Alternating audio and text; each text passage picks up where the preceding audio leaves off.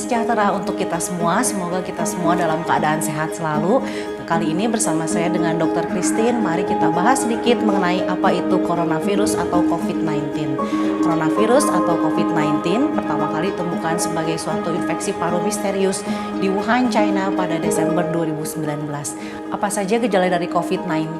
Tentu saja gejala saluran pernafasan atas yang meliputi batuk, sakit tenggorokan, demam lebih dari 38 derajat Celcius dan sesak nafas. Terkadang pasien-pasien lainnya dapat mengalami diare dan nyeri otot. Gejala yang lebih berat biasanya didapatkan pada kelompok usia lebih dari 40 tahun, pada pasien yang merokok, dan juga pada pasien dengan keadaan penyakit lainnya seperti kencing manis, jantung, gagal ginjal, dan pasien-pasien dalam kemoterapi.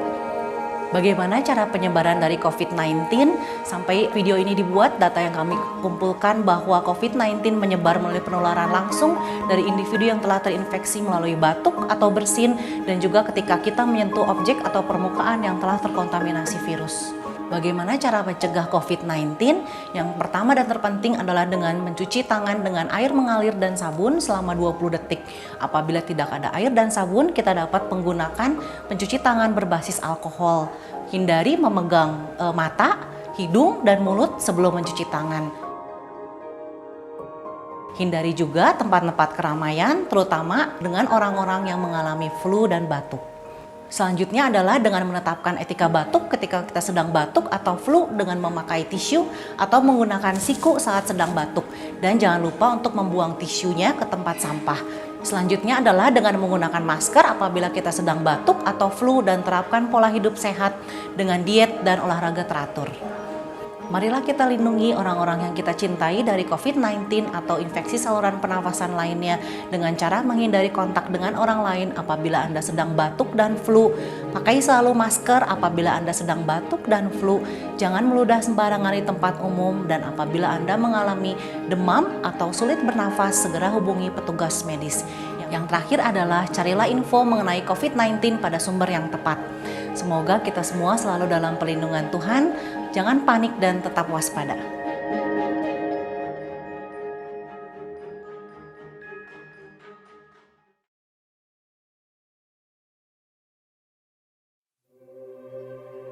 Saudara kasih Tuhan, Shalom, salam damai sejahtera dalam kasih Tuhan Yesus. Di dalam kesesakan, di Mazmur 138, Daud berkata, aku hendak bersyukur kepada Tuhan. Dengan segenap hatiku, aku mau bermazmur di hadapan para Allah lain. Pada hari aku berseru, Tuhan Engkau menjawab aku, Engkau menambah kekuatan di dalam jiwaku. Saudara kasih Tuhan, hari-hari ini kita berada dalam situasi yang sangat tidak gampang. Situasi yang sulit berhubungan dengan penyebaran virus COVID-19.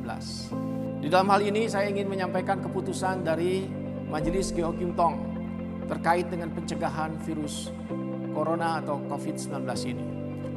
Yang pertama, di dalam situasi penyebaran virus COVID-19 yang semakin meluas ini, kita tahu bahwa pemerintah kita mulai dari presiden, gubernur, wali kota, bupati, telah meminta kita semua untuk bersama-sama memutus rantai penyebaran COVID-19 ini.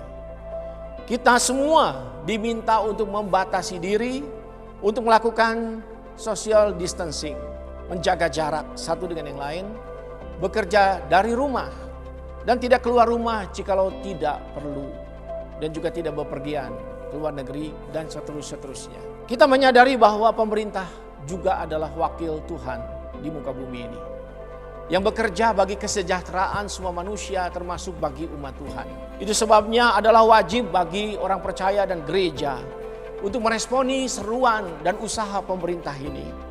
Untuk secara positif bertanggung jawab dan sebagai saksi yang baik, kita mendukung dan bekerja sama untuk bisa memutus rantai penyebaran virus corona ini dengan menjaga lingkungan rumah kita dan juga menjaga gereja kita dan sekitar kita. Yang kedua, hal ini sudah ditegaskan juga di dalam pernyataan bersama di Aras Nasional oleh organisasi pelayanan gereja seperti PGTI, PGI, dan semua organisasi nasional gerejawi yang lain. Dan juga di dalam pernyataan bersama yang baru saja dilakukan pada hari kemarin, yang dihadiri oleh Bimas Kristen Jawa Barat bersama dengan 24 ketua sinode pimpinan gereja se-Jawa Barat dan 11 lembaga Kristen, telah diambil langkah-langkah dan keputusan bersama untuk bisa bersama-sama mendukung pemerintah dan juga mengatasi penyebaran virus corona ini. Yang ketiga, gereja mengambil keputusan secara bertahap dengan mempertimbangkan kondisi dan situasi yang berkembang, baik di lingkup nasional, regional, ataupun lokal. Oleh karena kita memahami bahwa wilayah yang terpapar dan intensitasnya juga berbeda-beda dan kesulitannya juga berbeda-beda. Yang keempat, kita menyadari bahwa tidak ada keputusan yang mudah. Apapun keputusan yang kita ambil akan sangat sulit untuk bisa memuaskan semua pihak. Setelah mempertimbangkan berbagai aspek, berdoa, meminta hikmat Tuhan, maka BPH Majelis Geo Kim Tong dengan penatua-penatua terkait telah mengambil keputusan yang sangat berat dan sulit. Yang pertama, kebaktian umum remaja, anak di lingkungan Geo Kim Tong seluruh Indonesia pada tanggal 22 dan 29 Maret 2020 dialihkan menjadi ibadah via streaming online, media sosial, radio, Suara Indah yang bisa kita ikuti di rumah kita masing-masing. Kedua, kebaktian doa tanggal 25 Maret dan 1 April 2020 dilakukan secara streaming dan radio, dilakukan di rumah kita masing-masing. Yang ketiga, semua program dan kegiatan ditiadakan selama bulan Maret dan April 2020. Yang kelima, sekalipun ibadah diadakan lewat streaming online, media sosial, dan radio Suara Indah, namun setiap kita tetap diminta untuk berbakti sebagaimana seharusnya, dengan sungguh-sungguh, dengan kusuk, sebagaimana biasanya kita lakukan ketika kita berbakti di gedung gereja. Yang keenam, ibadah via streaming pada hari Minggu ini, tanggal 22 Maret 2020, akan ditayangkan sebagaimana berikut. Untuk ibadah reguler akan diadakan pada pukul 7.30, pukul 10, dan pukul 17. Untuk ibadah kontemporer Cornerstone akan diadakan pada jam pukul 10.30 dan 12.30. Semua program ini dan linknya akan diumumkan lebih lanjut lewat media sosial. Yang ketujuh, semua bahan ibadah di keluarga, pembinaan, dan sebagainya akan disampaikan kepada kita, supaya setiap saudara bisa mengikuti dari rumah. Bahkan program radio itu akan diadakan setiap hari, dan juga pada kebaktian doa Rabu, saya dan saudara juga bisa mengikuti lewat media sosial dan radio. Semuanya ini diberikan untuk saya dan saudara untuk bisa kita tetap berbakti, bahkan setiap hari kita bisa datang kepada Tuhan di dalam ibadah kita. Dan yang kedelapan, kami mengharapkan kita semua tetap kuat beriman, rajin berdoa, menjaga diri dan kesehatan, melakukan social distancing secara maksimal. Dan juga kita memperhatikan kebutuhan daripada lingkungan kita masing-masing. Dan yang kesembilan, pengumuman lain akan segera diberikan sebagai petunjuk-petunjuk bagi setiap lokasi. Bapak, Ibu, Saudara, dan saya bisa mengikuti semua updates, perkembangan yang ada, dan akan disampaikan lewat gembala, wakil gembala, dan pengurus lokasi kita masing-masing. Kiranya Tuhan akan berkati saudara-saudara melewati kesulitan ini. Kita tahu segalanya akan berlalu dan Tuhan akan memeliharakan kita dalam rahmat berkat Tuhan. Amin.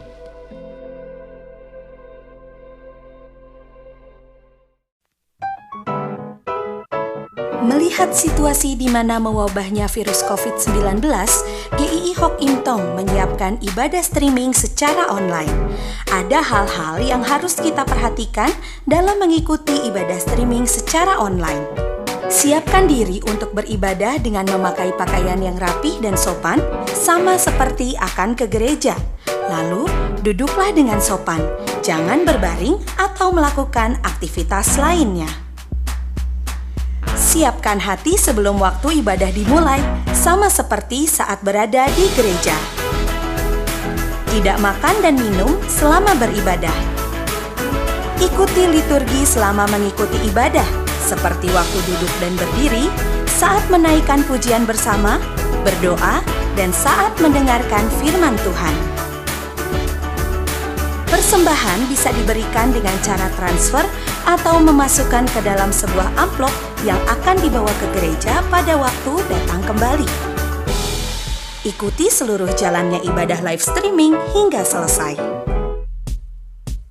Siapkan hati, siapkan diri. Mari kita masuk ke dalam hadirat-Nya yang Maha Kudus. Simak informasi terbaru mengenai GII Hock Kim Tong melalui akun Instagram @hockimtong.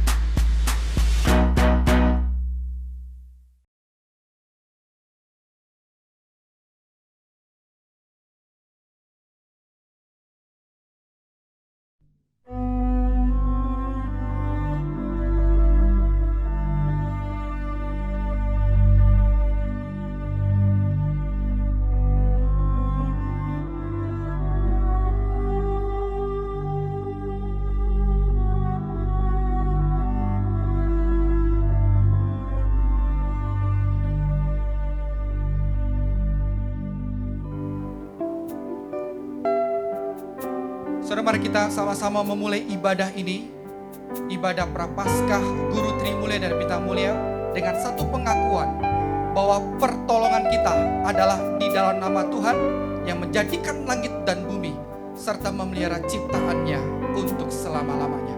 Dan turunlah kiranya atas setiap engkau semua berkat anugerah dari Allah Bapa, Allah Anak, dan Allah Roh Kudus menyertai ibadah kita hari ini. Amin. Puji Tuhan. Nas panggilan beribadah terambil dalam Yesaya 53 ayat yang kelima. Demikian firman Tuhan, tetapi dia tertikam oleh karena pemberontakan kita, dia diremukkan oleh karena kejahatan kita. Ganjaran yang mendatangkan keselamatan bagi kita ditimpakan kepadanya, dan oleh bilur-bilurnya kita menjadi sembuh. Mari saudara, kita sama-sama mengagungkan Tuhan bahwa dialah anak domba Allah yang diberikan bagi penebusan umat manusia. Puji Tuhan.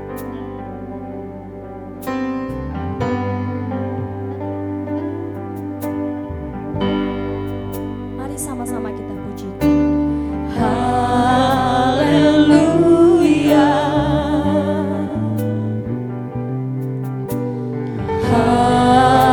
haleluya, for the Lord God Almighty reigns.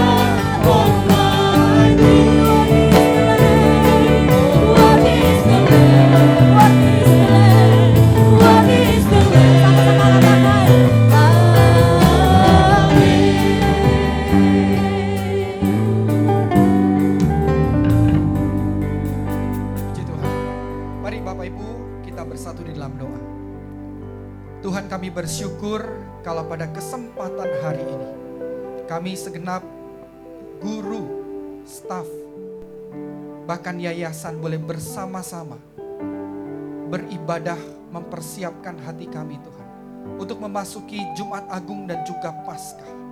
Kami percaya Tuhan dalam keterbatasan kuasa Tuhan akan menjamah setiap kami. Dalam keterbatasan jarak dan waktu, kami percaya kami memiliki Allah yang tak terbatas. Allah yang senantiasa mengurapi dan memimpin setiap umatnya. Hari ini Tuhan, kami rindu menyembah Engkau. Kami rindu memuliakan nama Tuhan. Dan secara khusus mempersiapkan hati kami untuk boleh menerima roti dan anggur pada hari Jumat Agung. Dan juga merayakan satu kemenangan yang luar biasa di dalam Yesus Kristus yang telah menang atas maut. Mari pimpin kami Tuhan, sehingga setiap kami, seluruh keluarga besar Tri Mulia dan Bintang Mulia dapat merasakan kasih Tuhan, dapat merasakan anugerah Allah yang luar biasa itu. Terima kasih Tuhan Yesus, inilah doa kami. Di dalam nama Tuhan Yesus Kristus, kami bersyukur dan kami berdoa. Amin, puji Tuhan. Bapak Ibu Saudara yang dikasihi oleh Tuhan, beban salib yang harus dipikul oleh Yesus sungguh berat. Jalan salib yang dilalui penuh dengan sengsara. Bahkan kematian di bukit Golgota tetap ia tempuh. Dan semuanya dilakukannya hanya kepada setiap kita. Hanya untuk kita yang dipanggil seorang sahabat. Mari kita bersyukur atas anugerah pengorbanan Yesus Kristus. Atas perbuatannya dan atas pengorbanannya di atas kayu salib. Mari kita meresponi ini dengan pujian. Sungguh indah karena anugerah-Mu yang luar biasa.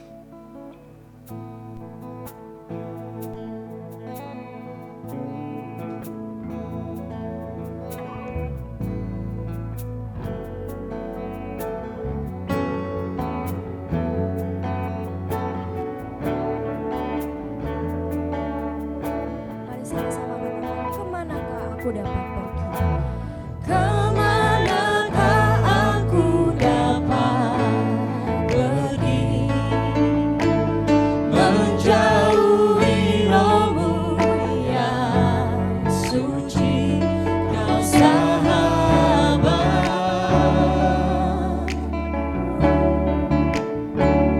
dan Kau dekat.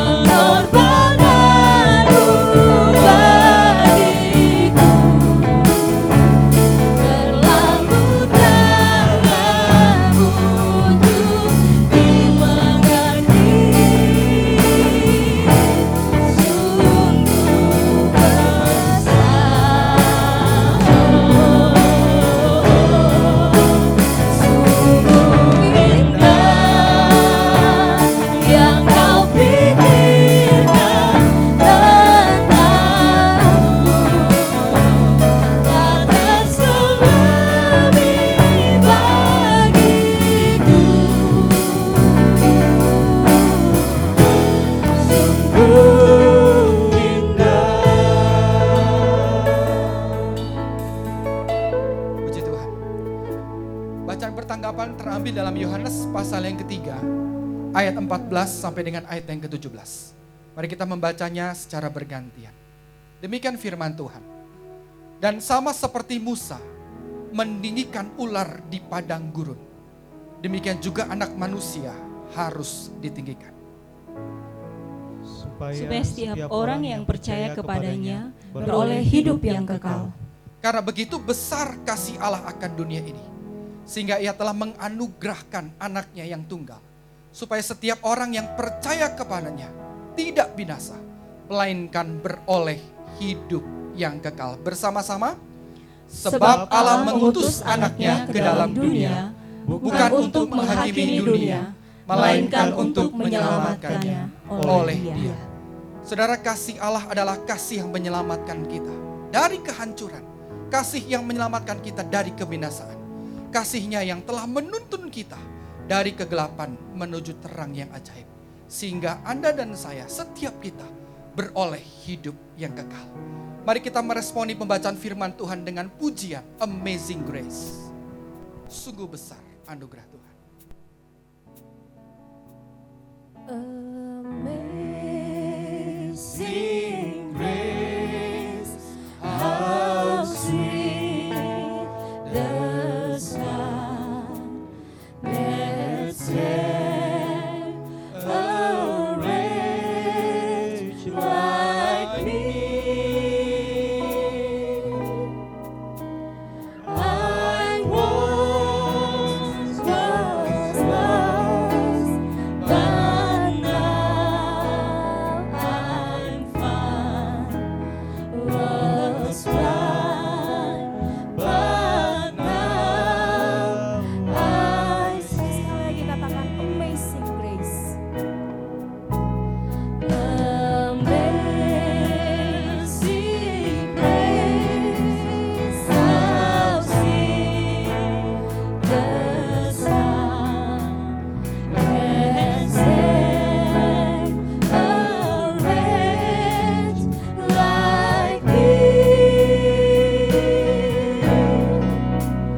I once was lost, but now I'm found. Was blind, but now I see. Kasih Allah yang sangat luar biasa, kasih Allah yang besar telah diberikan oleh Tuhan Yesus 2000 tahun yang lalu. Dan Tuhan ingin kita hidup di dalamnya. Mari saudara, kita meresponi akan anugerah Allah yang besar itu dengan pujian, dengan apakah ku balas. Dan sementara itu kita mempersiapkan hati kita mendengarkan firman Tuhan.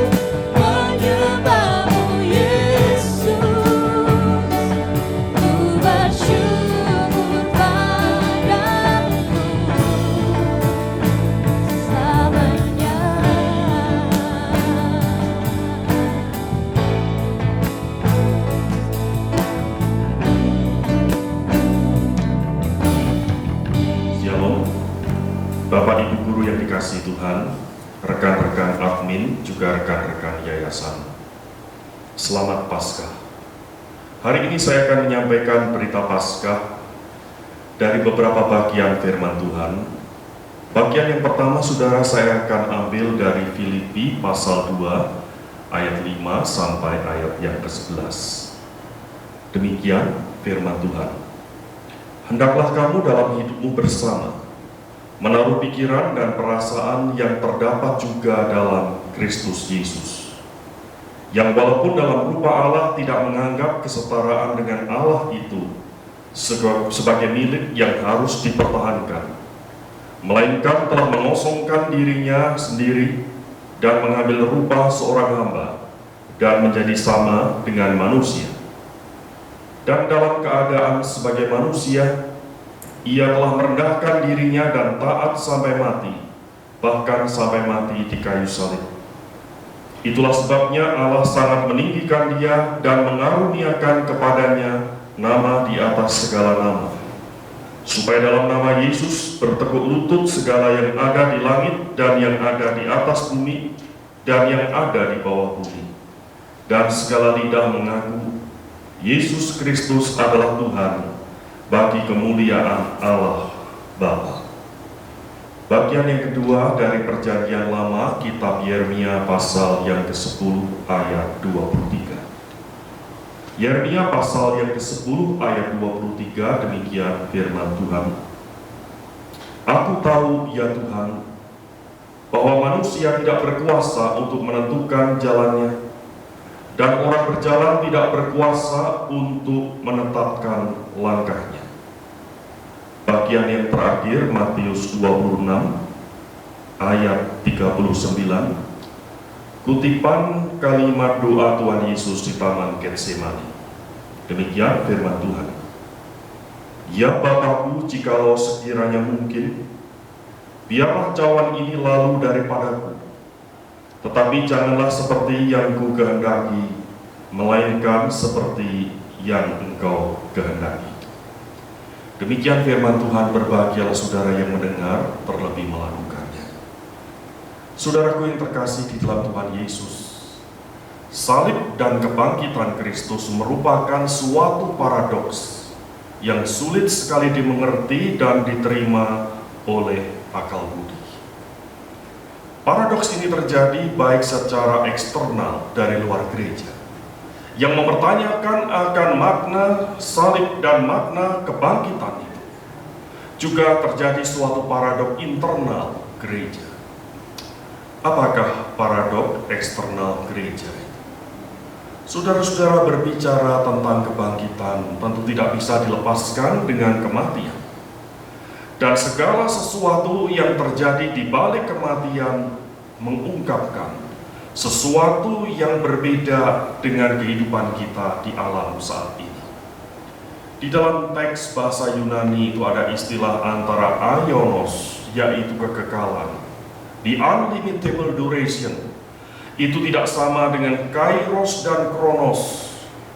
Kronos adalah berbicara soal waktu yang kita ikuti dari hari ke hari, yang melaju-maju dan kita tidak mampu melawan lajunya waktu itu.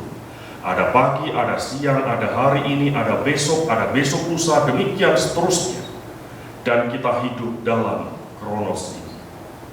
Tetapi berbicara tentang kairos adalah waktu, suatu momentum yang terjadi, catatan peristiwa yang terjadi pada saat tertentu, di mana apa yang terjadi hari ini tidak akan sama dengan yang kemarin, apa yang terjadi besok juga tidak akan sama dengan hari ini. Saudara mencari surat kabar, mencari koran, mencari berita, tentu adalah berita hari ini. Karena apa? Kairos, momentumnya berbeda. Saudaraku, berbicara tentang kematian berarti berbicara soal dimensi yang berbeda yang tak terselami dalam dimensi kita dalam kronos dan kairos, karena ada di dalam kekekalan yang disebut the ainos. Saudara-saudara, bagaimanakah mungkin kita bisa menyelami apa yang terjadi di balik kematian? Dan bagaimanakah mungkin orang yang telah mati masuk dalam kekekalan itu dibangkitkan, masuk ke dalam kronos dan kairos itu lagi? Sesuatu yang sulit dicerna oleh akal budi. Bagaimana dengan paradoks yang terjadi secara internal di gereja? Dalam sejarah teologi ada gerakan yang disebut gerakan Yesus sejarah atau Christ of History, yang membicarakan dan menjelaskan tentang siapakah Yesus Kristus itu, yang diyakini adalah lahir dari sebuah perkawinan antara Yusuf dan Maria, dan melalui bayi Yesus tumbuh kembang menjadi dewasa, dan karya Kristus diakhiri dengan kematian. Bahkan ditemukan kuburnya menurut pengajaran ini di Talpiot. Titik. Tidak ada berita tentang kebangkitan. Tetapi sementara sisi yang ekstrim yang berikutnya adalah Christ of Faith. Kristus yang diajarkan melalui kredo, pengakuan yang kita ikrarkan setiap minggu di gereja. Di dalam hal ini diajarkan Kristus lahir oleh karena inkarnasi dari Allah. Allah yang datang menjadi sama dengan manusia, yang mengosongkan diri dan merendahkan diri, taat sampai mati di kayu salib. Lalu kemudian Kristus hidup dan berkarya. Dan di dalam alam kairos dan kronos ini, Kristus mengakhiri karyanya dengan kematian di kayu salib, tetapi juga kebangkitan dari orang mati. Saudara-saudaraku, paradoks ini bertolak belakang satu sama lain, dan kita percaya Kristus yang diajarkan oleh pengakuan iman itu tidak bisa dipisahkan dengan apa yang terjadi di dalam sejarah. Saudara-saudaraku yang dikasihi Tuhan, secara internal banyak teologi yang mengatakan bahwa Kristus yang sejarah itu adalah Kristus yang manusia biasa sama seperti kita dan tidak ada eksistensi akan kebangkitan sama sekali. Saudaraku yang terkasih di dalam Kristus, sementara pada hari ini juga terjadi berbagai penolakan tentang salib dan kebangkitan Kristus. Teori yang pertama adalah teori kubur yang salah, di mana para wanita datang ke kubur yang salah sehingga ditemukan kubur yang kosong, lalu disimpulkan Kristus sudah bangkit. Bagaimanakah mungkin ini bisa terjadi? Kalau kita melihat sejarah, ternyata para wanita itu sudah mengikuti dari awal, dan mereka datang ke kubur milik Yusuf Arimatea dan tinggal beberapa lama di depan kubur itu, dan tidak mungkin menemukan kesalahan. Teori yang kedua adalah teori the mission impossible. Teori di mana Yusuf Arimatea yang mempunyai kuburan itu mencuri mayat Yesus sehingga didapatkan kubur itu kosong. Saudaraku, bagaimanakah kita memahami akan hal ini? Bukankah Yusuf seorang Yahudi yang saleh, yang tidak akan melanggar hari Sabat, dan tidak akan mungkin mengambil mayat itu pada saat Sabat diberlakukan pada saat itu? Juga tentara Romawi menjaga kubur itu. Jadi dengan kata lain, teori tentang Yusuf Arimatea mengambil daripada jenazah Yesus Kristus, kita bisa menentangnya. Lalu ada teori tentang kecelakaan, yaitu the accidental theory, yang mengatakan bahwa kematian Kristus di kayu salib hanya semata karena Yudas itu berkhianat. Maka karena pengkhianatan Yudas itu, saudara, Tuhan Yesus berhasil disalibkan, katanya. Saudaraku, marilah kita melihat kebenaran firman Tuhan secara integrated, secara utuh. Apa yang dituliskan dalam perjanjian lama dan digenapkan dalam perjanjian baru. Bukankah dalam perjanjian lama sudah digenapkan bahwa dia akan diserahkan, dan rupanya begitu buruk, semaraknya tidak ada sama sekali. Dan ketika Yesus melayani, dia tahu kemana dia harus pergi, dan dia berkata berkali-kali kepada murid-murid, "Aku harus ke Yerusalem. Di sanalah aku akan ditangkap, dan di sanalah aku akan mati. Saudaraku yang terkasih, jadi bukan semata-mata karena Yudas berkhianat Tuhan Yesus bisa disalibkan. Tapi dia sudah tahu dalam perjalanan sejarah yang harus dia ikuti, di dalam perjalanan kefanaan, di dalam momentum ataupun kronos masa dia berkarya, dia tahu dia mengarah ke Yerusalem dan puncaknya mati di kayu salib. Jadi bukan karena suatu eksiden, salah satu muridnya berkhianat karena mata duitan, maka Tuhan Yesus disalibkan. Tidak. Yudas pun mendapatkan kesempatan pertobatan, mendapatkan kesempatan melihat, menyaksikan, dan melihat sendiri siapakah Yesus itu. Tetapi hati Yudas tidak terbuka untuk kebenaran itu. Lalu ada teori tentang substitution, yaitu tentang pergantian. Seorang yang bernama Yesus Kristus disalibkan, atau seorang yang bernama Tuhan Yesus Kristus yang mirip dengan Yesus yang asli itu rela menggantikan disalibkan karena orang itu mirip. Dia mati di kayu salib, lalu hari yang ketiga Yesus yang asli menampakkan diri sebagai orang yang seolah-olah dibangkitkan. Saudaraku, jikalau yang terjadi dua orang yang berbeda, yang wajahnya itu mirip, bagaimanakah mungkin terjadi konsistensi? Ketika Yesus mengajarkan, jikalau seterumu lapar, berilah dia makan, ampunilah dia dan kasihlah musuhmu. Dan ketika Yesus disiksa, dianiaya, dicaci maki, direndahkan, tidak ada balas caci maki dengan caci maki, tidak ada balas kutuk dengan kutuk. Bukankah di kayu salib menunjukkan konsistensi ajaran yang sama? Tuhan Yesus berdoa, ya Bapa, ampunilah mereka, karena mereka tidak tahu apa yang mereka lakukan. Dan ketika di atas kayu salib, ibunya yang bernama Maria berkata, "Ibu, inilah anakmu." Ketika ibunya mendapatkan anaknya tergantung secara mengerikan di kayu salib, Tuhan Yesus mengenali siapakah yang datang. Dan Tuhan Yesus berkata, "Ibu, inilah anakmu." Dan Maria juga tahu siapakah yang tergantung di kayu salib adalah anak yang pernah dia besarkan, adalah anak yang bersama-sama dengan dia.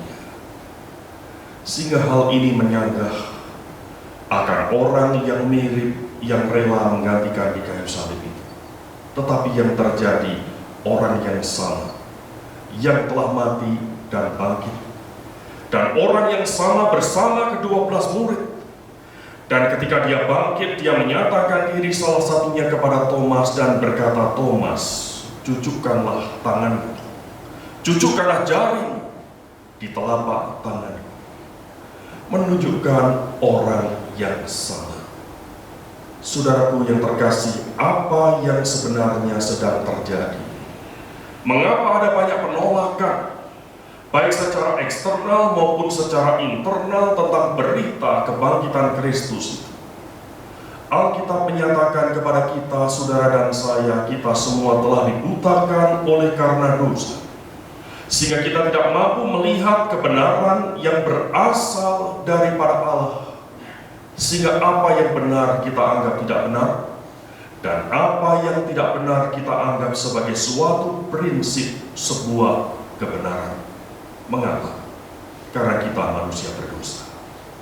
Karena kita sudah dibutakan oleh dosa itu, sehingga tidak bisa melihat apa yang Allah lihat, apa yang berharga di hadapan Allah. Manusia tidak bisa menghargainya. Sebaliknya, apa yang tidak ada harganya di hadapan Allah, manusia mengejar dan mencarinya. Sadarlah saudara, kita tidak bisa mengubah keadaan diri kita sendiri, mulai dari pikiran, perasaan, dan tindakan kita. Semua orang tidak ada yang berkenan di hati Tuhan, termasuk saudara dan saya. Oleh sebab itu mari pada saat momentum Jumat Agung dan Paskah, kita merenungkan suatu karya yang terkait antara kematian dan kebangkitan yang disebut puncak daripada karya Tuhan Yesus Kristus. Kita berbicara tentang puncak penderitaan. Di manakah puncak penderitaan Kristus? Apakah puncak penderitaan Kristus itu hanya ketika dia mati di kayu salib? Oh tidak, saudara. Ada sesuatu yang lebih dalam terjadi. Ketika Tuhan Yesus di Taman Getsemani berdoa dan berkata, "Ya Bapa, jikalau mungkin, cawan ini berlalu daripadaku, tetapi bukan kehendakku, tetapi kehendak-Mu yang terjadi." Apakah yang dimaksud dalam doa ini? Karena di dalam kepedihan yang terdalam, di dalam penderitaan yang sangat dahsyat yang akan dihadapi keesokan harinya, terbayang Tuhan Yesus di Taman Getsemani itu tentang apa yang akan terjadi pada esok harinya. Ketika dia harus diadili, ketika dia harus dicaci maki, ketika dia harus menderita dengan sesat aniaya, ketika dia harus memikul salibnya dan dia harus tergantung di salib yang dia pikul sendiri. Apakah sampai di situ? Tidak. Tetapi terbayang ketika di puncak penderitaan itu dia berseru, "Eloi, Eloi, lama sabachthani," yang artinya, "Allahku, Allahku, mengapa engkau meninggalkan aku?" Apakah yang dimaksud dalam kalimat ini? Bagaimanakah mungkin Allah meninggalkan Allah? Sesuatu yang sulit kita mengerti, yang tak terselami dengan akal pikiran kita. Tapi yang terjadi hari itu, ketika dikatakan Yesus mengosongkan dirinya, menjadi sama dengan manusia, merendahkan diri dan taat sampai mati di kayu salib. Pada saat segala dosa, kesalahan, aib dan celah yang bukan dia lakukan tetapi saudara dan saya lakukan, ditanggungkan di atas pundaknya, sehingga dia tidak berkenan di hadapan kekudusan Allah. Sehingga pada saat itulah dikatakan, "Allahku, Allahku, mengapa engkau tinggalkan aku?" Bagaimana kemuliaan Allah yang tidak bisa tercemarkan oleh karena dosa. Maka Allah memalingkan muka dan Kristus mati turun ke dalam kerajaan maut. Saudaraku, apakah yang dimaksud turun ke dalam kerajaan maut yang setiap minggu kita ikrarkan dalam pengakuan iman rasuli? Bagaimana kata Alkitab tentang kerajaan maut? Bagaimana kata Alkitab tentang misteri di balik kematian? Alkitab memiliki istilah dalam bahasa Ibrani, yaitu Sheol dan Hades, Ibrani dan Yunani, yang artinya adalah alam maut, di mana Sheol dan Hades ini adalah suatu masa penantian untuk orang-orang yang tidak percaya, yang di luar perjanjian Tuhan. Mereka memasuki alam maut, dan alam maut ini adalah masa bukanlah Kronos dan Kairos, tetapi Aionos, masa kekekalan yang tak terdefinisikan, dan Alkitab mencoba menggambarkan suatu hari sama dengan 1000 tahun, 1000 tahun sama dengan satu hari. Masa penantian untuk apa? Untuk dihakimi dalam penghakiman terakhir. Ketika orang-orang yang tidak percaya ini dihakimi, lalu kemudian Tuhan menyatakan keadilannya kepada setiap orang yang tidak percaya, yang akan dibuang ke dalam Gehenna atau neraka yang di sana terdapat rata dan kerta gigi. Saudaraku, ketika Kristus menanggung segala dosa kita, dikatakan dia turun ke dalam kerajaan maut. Dia mengalami penderitaan, terbuang oleh karena dosa, masuk ke dalam penghakiman yang terakhir, masuk ke dalam neraka Gehenna yang sangat mengerikan. Sehingga Kristus dikatakan dalam pengakuan kita turun ke dalam kerajaan kerajaan maut. Tetapi saudara, ada kalimat, ada kata yang berarti, yang juga pernah diucapkan oleh Tuhan Yesus Kristus ketika dia di atas kayu salib. Ketika seorang penjahat di sebelahnya dikatakan dan mengaku pada momentum yang terakhir, Yesus, ingatlah akan aku kalau engkau datang kembali sebagai Raja. Maka Yesus katakan, hari ini engkau dan aku akan masuk ke dalam Firdaus. Apakah yang dimaksud dengan Firdaus? Kata lain, terjemahan lain adalah suatu tempat yang disebut dengan pangkuan Abraham. Yang dimaksud adalah masa penantian yang Tuhan sediakan bagi orang yang percaya. Di dalam masa penantian yang kekal ini, suatu kali penghakiman terakhir dinyatakan, dan setiap orang yang percaya berdasarkan perjanjian Tuhan, siapa yang percaya akan diselamatkan dan akan diberikan kemuliaan yang kekal. Saudaraku yang terkasih, Kristus yang telah turun ke dalam kerajaan maut, Dia juga yang telah bangkit dari kematian, sehingga setiap saudara dan saya yang percaya dikatakan akan diselamatkan. Setiap saudara yang percaya bukan kemungkinan diselamatkan lagi, tetapi saudara dan saya ada dalam perjanjian Tuhan. Perjanjian apa? Perjanjian yang kekal. Anak domba yang tak bercacat, tak bercela itu sudah dikorbankan di kayu salib, dan Dia telah menang pada hari yang ketiga. Kita percaya kebangkitan Kristus otentik sesuai dengan sejarah, sehingga menjadi iman pengharapan kita, yaitu iman pengharapan yang bernilai kekal. Lalu apakah pesan Paskah pada tahun 2020 dalam situasi hari ini? Yang pertama, saudara, Alkitab pernah mengatakan janganlah kita memegahkan akan diri kita. Apa yang dipandang hina oleh dunia ini ternyata di dalamnya tersimpan rahasia ilahi yang mampu menyelamatkan saudara dan saya. Saudaraku yang dikasihi Tuhan, marilah kita cari Tuhan dan merendahkan diri di hadapan-Nya. Ingatlah saudara, hidup kita ada di tangan kedaulatan Tuhan. Apapun yang terjadi, kita tidak takut. Mati pun akan menjemput kita entah dengan cara apapun. Bukankah Tuhan memiliki perjanjian dengan saudara dan saya? Kita yang percaya akan diselamatkan. Yang kedua, saudara, mari kita melihat konteks global pada hari ini, di mana wabah COVID-19 merebak ke seluruh dunia termasuk Indonesia, dan berkembang menjadi isu politik, isu yang menyentuh krisis ekonomi global. Ada pepatah yang mengatakan kalau mau belajar, belajarlah sampai ke negeri China.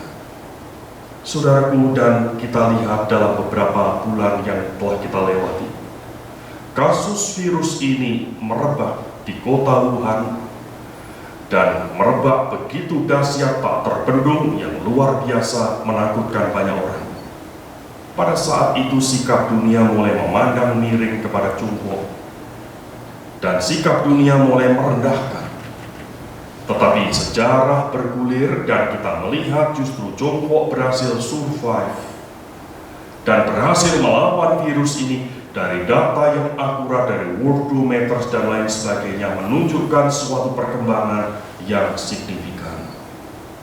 Dan kita bersyukur, justru dari Tiongkok bukan membalas kejahatan dengan kejahatan, tidak membalas caci makian dengan caci makian. Justru Tiongkok mengirimkan ke negara-negara yang pernah memandang sinis apa yang terjadi di negaranya, dengan memberikan bantuan secara konkret.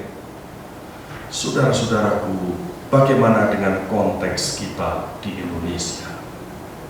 Data Indonesia pada hari ini terjadi 167 kasus terhitung hari ini 2 April. Pertumbuhan kasus adalah 149 dan jumlah orang yang meninggal dunia 157. Jumlah orang yang recovery atau sembuh 103 orang. Dibandingkan dengan populasi kita 240 juta penduduk lebih kurang, jumlah ini relatif kecil. Tetapi kita tetap waspada, bijak, dan doa. Kalau dibandingkan dengan negara yang besar hari ini, yaitu Amerika Serikat, terhitung hari ini menurut data sudah mencapai 214.482. Italia 110.574 dan Spanyol 104.118.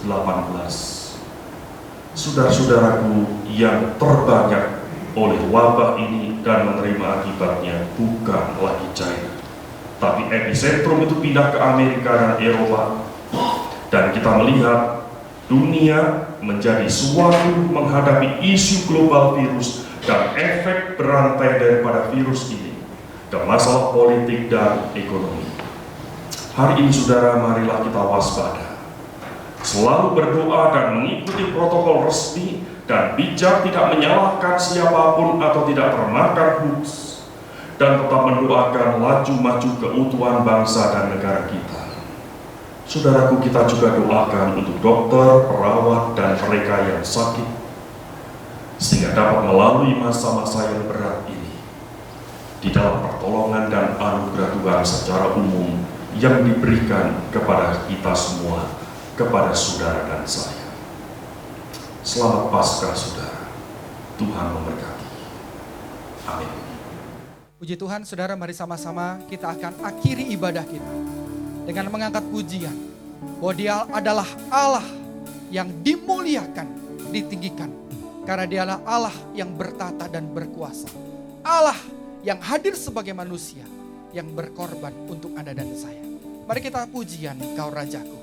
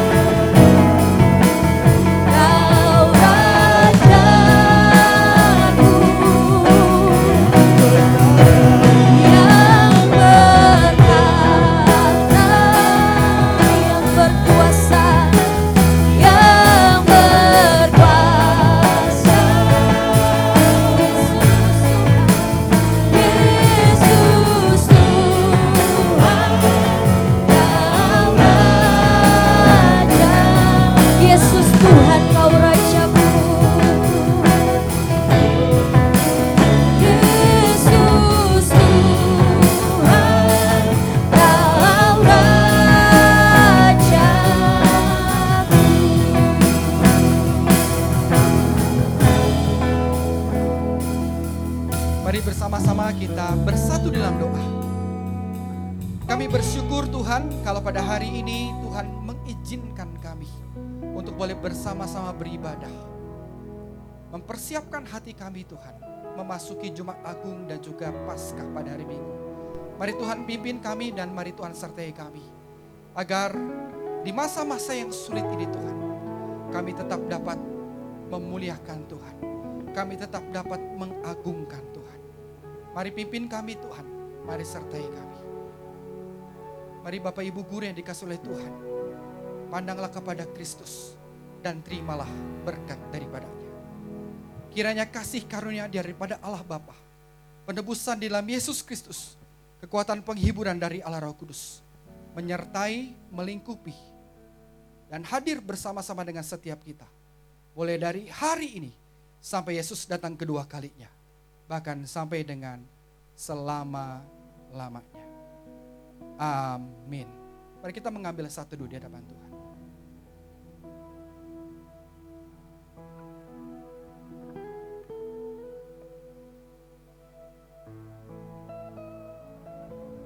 Shalom, salam damai sejahtera bagi seluruh keluarga besar Sekolah Trimulya dan Bintang Mulia. Baik kepada para anggota yayasan, kepala sekolah, segenap guru, serta seluruh staf yang saya kasihi.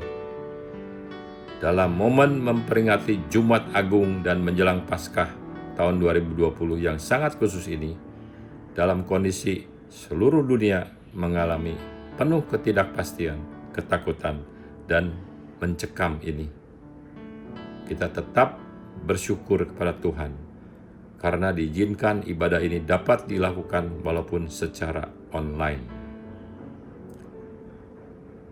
Seperti yang sudah sering kita dengar atau baca, banyak peristiwa terjadi seputar pandemi COVID-19 di seluruh dunia. Indonesia dan 190 negara lain di seluruh dunia sedang berjuang melawan pandemi corona ini. Kondisi ini saya sebutkan mega disruption bagi seluruh kehidupan umat manusia. Banyak segi kehidupan yang secara tiba-tiba berubah dengan drastis atau mengalami guncangan mendadak. Ada 5 disruption. 1. Disruption bagi kesehatan. Seorang yang memiliki kesehatan prima tiba-tiba ambruk tak berdaya, bahkan meninggal secara tiba-tiba. 2. Disruption bagi mental.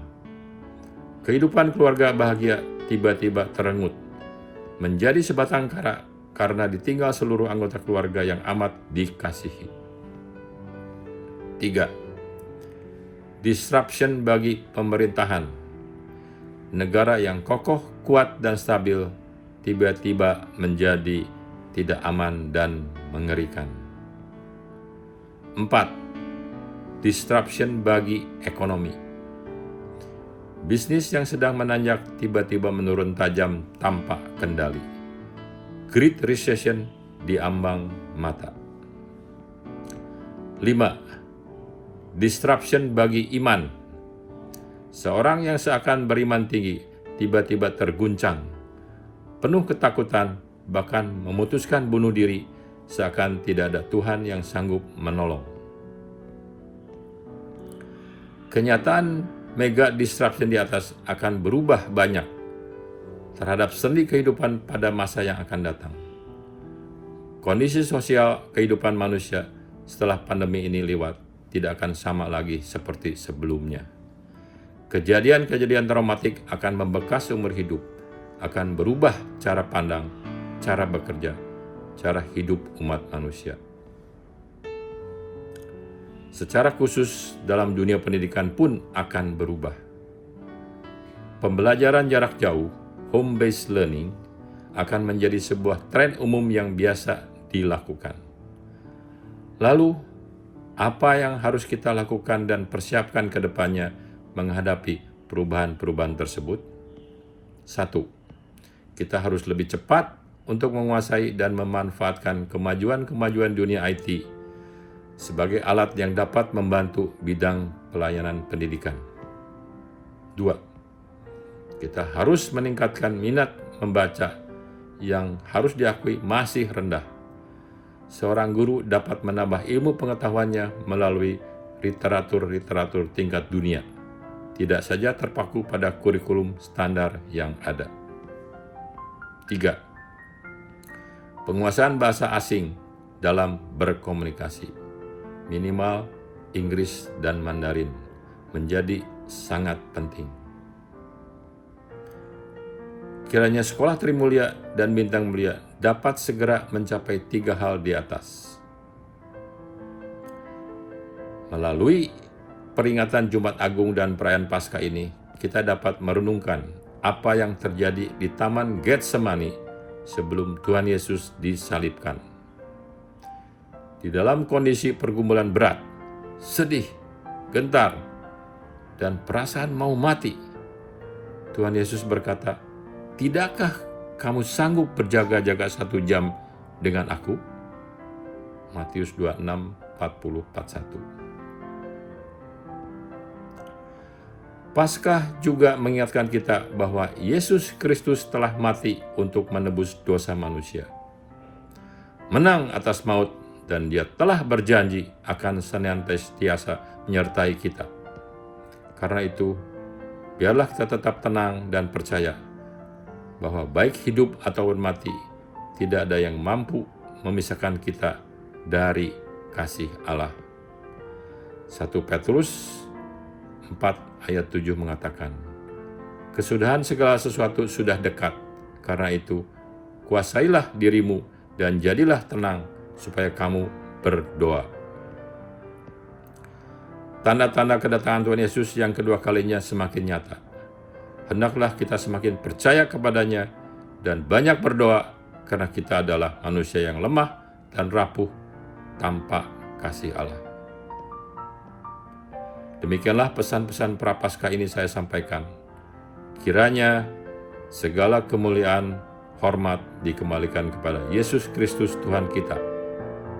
Amin.